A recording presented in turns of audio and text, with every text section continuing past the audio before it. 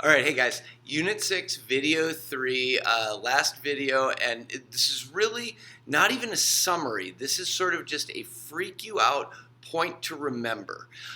So we began in Unit 1, or I think it was in Unit 2, where we started dealing with what we were like as animals, Homo sapiens as an animal species. And in that process, and it's important for us to come back to that, to root ourselves in that.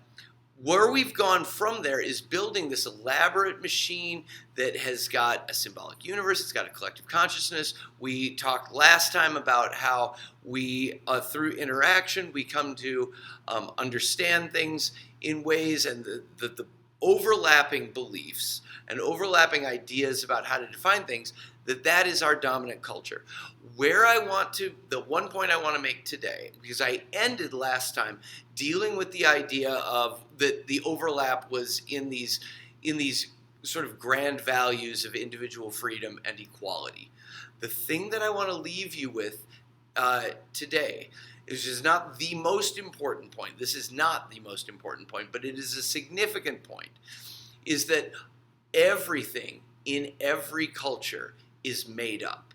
It is all stuff that we interacted with and dreamt into existence. We imagined all of this into existence. That is going to be an uncomfortable thought for you, for some of you. For me, it is particularly uncomfortable to think about things like equality as something that is just based in the human imagination. I don't like that. I don't like the idea that this value that I have, that is crucial to how I think our society should treat people, is imaginary. The idea of individual freedom, that I should be free from being harassed by the government or by anybody else, is made up. That's a difficult pill for me to swallow. There are probably other ones that are difficult for you to swallow. And I'm not going to really force us to confront this over and over and over again. But it's a deep and, to me, distressing thought. On the plus side, what it suggests is that, well, I've used the Taliban, I think, in the past, and their vicious belief that girls should not be educated, and that, in fact, the proper treatment for a girl who goes into school is to stone her to death. It is easy to look at that and be able to say, you guys just made that up. Don't treat people that way. But if I'm going to be intellectually honest about it, I have to look at my cherished beliefs too and say, you know what? 5 million years ago, that belief doesn't exist on Earth. It's something that somebody at some point decided to imagine into existence, and now I take it as a moral imperative.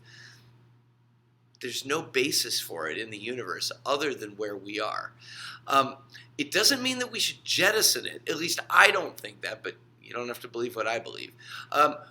For me, what that suggests is any belief that I have, anyone that I have, and I'm not telling you you should do this, any belief, any understanding that I have should probably be examined for its usefulness and for whether it makes life better.